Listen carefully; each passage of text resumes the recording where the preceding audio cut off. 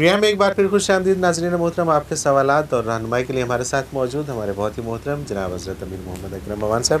حضرت جی سوال میں شامل کرتے ہیں پروگرام میں. بینش لاہور سے ہیں, کہتی ہیں کہ عمر 32 سال ہو گئی ہے, ماں باپ نہیں ہے, ایک بھائی اور ایک بہن. شادی کی عمر جیسے جیسے گزرتی جا رہی ہے مایوسی بڑھتی جا رہی ہے. ایسا کیا کروں کہ مایوسی سے نجات حاصل ہو جائے؟ بسم اللہ الرحمن الرحیم. بیٹا ہر چیز اللہ کی طرف سے مقدر ہے, لیکن انسان مکلف ہے کہ وہ اپنی کوشش جاری رکھے. نتائج اللہ کریم کی طرف سے آتے ہیں. تو سب سے پہلی بات تو یہ ہے بیٹا کہ اللہ کے اطاعت کریں, اللہ کی عبادت کریں, اللہ کا ذکر کریں, اللہ کو یاد کریں اور اس سے دعا کریں کہ وہ دنیا میں بھی اور آخرت میں بھی آسانیاں دیں. تو جتنا اللہ پر اعتماد قائم ہوگا اتنا آپ کا حوصلہ آ جائے گا, پریشانی کم ہو جائے گی. بالکل صحیح. اور پریشانی کا دنیا میں کوئی حل نہیں ہے سوائے اعتماد اللہ کے.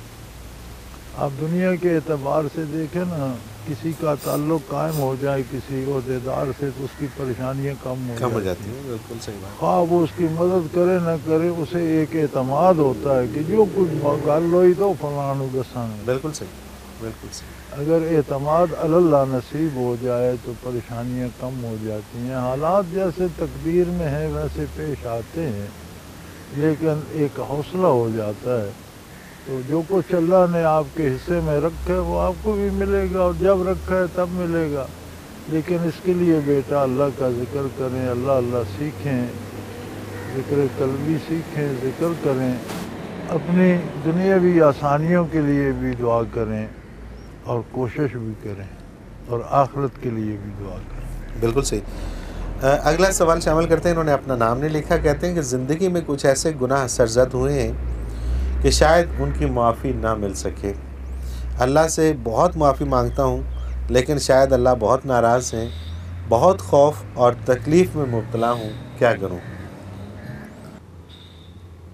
چند آنسو, ایک سجدہ, سرد آہ. سبحان اللہ, سبحان اللہ. اے خدا تجھ کو منانا کس قدر آسان. اللہ اکبر. سبحان اللہ, سبحان اللہ, سبحان اللہ. بیٹا بات یہ ہے کہ ہم توبہ کا معنی نہیں سمجھتے. گناہ کوئی چھوٹا نہیں ہوتا, ہم سب کرتے ہیں اور ہم سے بڑے بڑے گناہ ہوتے ہیں. گناہ کو اگر اس نظر سے دیکھا جائے کہ نافرمانی کس کی ہے تو کوئی گناہ چھوٹا نہیں ہے, اللہ کی نافرمانی ہے. بالکل صحیح. لیکن اللہ نے توبہ پر قید نہیں لگائی. کفر کیا ہے, شرک کیا ہے, قتل کیا ہے, بدکاری کی ہے, کوئی قید نہیں لگائی. کتنے گناہ کیے ہیں یہ قید بھی نہیں لگائی, کتنا عرصہ کیے ہیں یہ قید بھی نہیں. کہتے ہیں مرنے سے پہلے, برزخ منکشف ہونے سے پہلے توبہ کر. لیکن توبہ کیا ہے؟ زبانی اعلان توبہ نہیں ہے. توبہ یہ ہے کہ اس سارے کردار کو چھوڑ کر اپنا کردار درست کر. بالکل صحیح, بالکل ٹھیک. راستہ بدل لے, دامان محمد الرسول اللہ تھام لے. اللہ اکبر.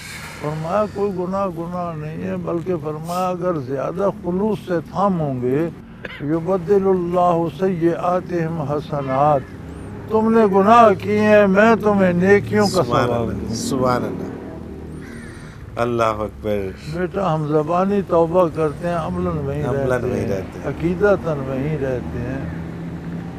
ورنہ وہ تو شاعر کے مطابق تو سب سے آسان ہے اللہ کو منانا. سبحان اللہ, سبحان اللہ, کوئی شک نہیں. توبہ کر کے دیکھو بچے, زبانی نہیں عملاً. بالکل صحیح. توبہ ایک عمل کا نام ہے, دعوے کا نام نہیں ہے. بالکل ٹھیک. عبداللہ ہے راولپنڈی سے, یہ کہتے ہیں کہ میری عمر 13 سال ہے. اس میں کوئی شک نہیں کہ کوئی بھی شخص حضرت جی سے متاثر ہوئے بغیر نہیں رہ سکتا. میں بھی ان میں سے ایک ہوں. کیا میں اس عمر میں حضرت جی کا بیعت ہو سکتا ہوں؟ ہاں جی بالکل ماشاءاللہ، اب آپ جوان ہیں، اللہ آپ کو استقامت دے ضرور۔ صحیح۔ اس کا طریقہ کار کیا ہوگا کہ یہاں پر آنا پڑے گا انہیں دارالعرفان میں؟ یہاں آ جائیں بچے، یا ای میل کر دو تو بھی ہو جائے ٹھیک گا۔ ہے، بالکل صحیح ہے۔ آپ ہمارا یہ جو نمبر اسکرین پہ چلتا ہے اسی پہ کال کر کے وہاں سے ای میل نمبر لے لیں اور اس میں آپ اپنا شامل ہو جائیں۔ عمران بٹ ہے گجرات سے، یہ کہتے ہیں کیا جنات کو قابو میں رکھنا اور ان سے کام لینا شرعی اعتبار سے درست ہے؟ اللہ اللہ اللہ، یہ بڑی عجیب بات ہے۔ وہ کیا کہا تھا کسی نے، عمر گزری ہے اسی دشت کی سیاہی میں، جنات کبھی انسان کے قابو میں نہیں رہتے۔ اس لیے میرے پاس دلیل ہے۔ ٹھیک ہے۔ حضرت سلیمان علیہ السلام کو اللہ کے نبی تھے، اور اللہ نے انسانوں، جنوں، حیوانوں، پرندوں، ہوا، ہر چیز پہ حکومت عطا کی تھی۔ صحیح۔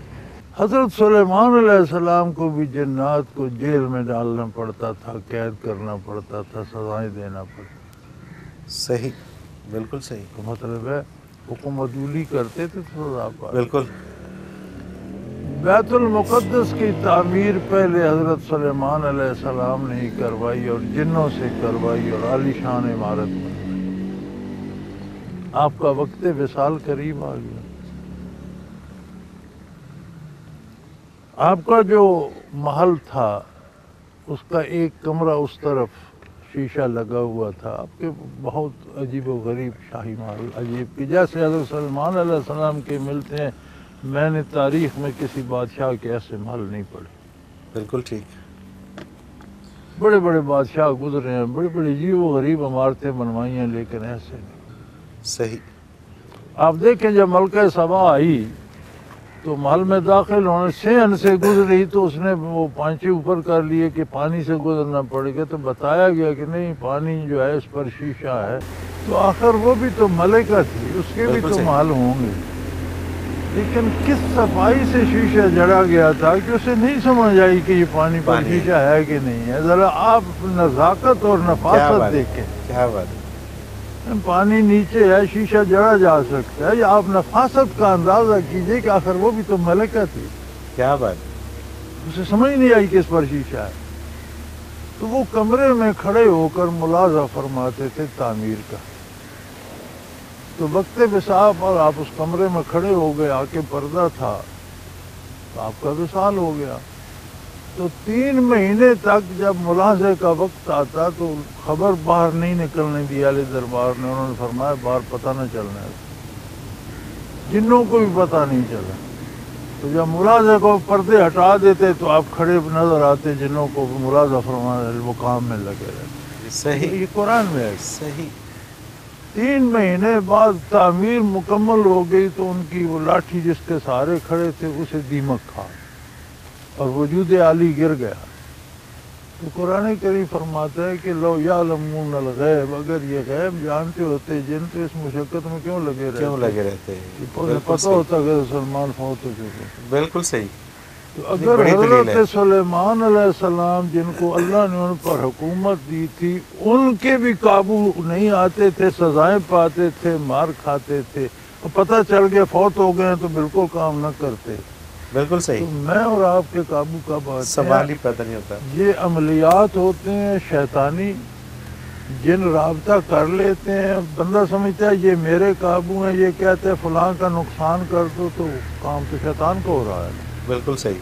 تو شیطانی عمل ہے، شیطانی عمل شیطانی ہے، آگے کام شیطانی۔ بالکل صحیح۔ تو شیطان اس بندے کو قابو کر کے اس سے اپنا جال پھیلا رہا ہوتا ہے، وہ سمجھتا ہے میں نے جن قابو کیا ہے، حالانکہ اسے جنوں نے اسے قابو کیا ہوا ہوتا ہے۔ بالکل ٹھیک۔ میری تحقیق یہ ہے۔ بالکل صحیح، اور یہ بڑی سچی بات، اور بڑی سچی بات ہے، اور اس میں اس سے بڑی دلیل اور کیا آئے گی؟ قرآن اگر کی وہ دلیل جانتے ہے۔ ہوتے تو انہیں یہی پتہ چل جاتا کہ وہ وصال فرما گئے، اور جانتے ہوتے یا وہ کسی کے قابو میں ہوتے تو ظاہر ہے کہ وہ ان کے قابو میں رہتے، جن کے قابو میں اللہ نے دیے تھے وہ تو انہیں قید کرتے رہے، زنجیریں بیڑیاں پہناتے رہے، پھر ان سے بغاوت کرتے رہے۔ تو آپ کون ہیں جن کے قابو میں؟ آپ جنوں کے قابو آ جاتے ہیں۔ جی ہاں، بظاہر آپ کو لگتا ہے کبھی جنوں نے کوئی نیکی بھی کی ہے؟ तो आप उनसे बुराई कराते हैं ना, फलां के पैसे चुरा लो, फलां की टांग तोड़ दो, फलां की बकरी चुरा लो, जी हाँ, तो वो तो तरवीज तो शैतान की हो रही है ना, तो आप उसके आले कार बन गए। बन गए, तो बिल्कुल असल सही। आमिल जो है उसे शैतान ने काबू किया हुआ होता है, वो जिन्हों को काबू नहीं करता। नहीं करते, बिल्कुल ठीक बात है, बिल्कुल सही बात है। मुझे एक ब्रेक पे जाना है हज़रत जी, वापस आके फिर और सवाल आते हैं वो शामिल करते हैं। नाज़रीन मोहतरम, अगर आप भी इस सवाल के ज़रिए हमारे इस प्रोग्राम में शामिल होना चाहें तो स्क्रीन पे हमारा नंबर मौजूद है, नोट फरमा लीजिए 03334955-021। इस पे आप हमें SMS कर सकते हैं, और हमें अगर आप ईमेल करना चाहें तो almushar.tv की वेबसाइट पर जाए, क्वेश्चन के ऑप्शन में जाइए, अपना सवाल लिखिए और हमें भेज दीजिए। आपका सवाल हम इस प्रोग्राम में शामिल करेंगे। एक मुख्तसर कमर्शियल ब्रेक, हाजिर होते हैं हमारे साथ।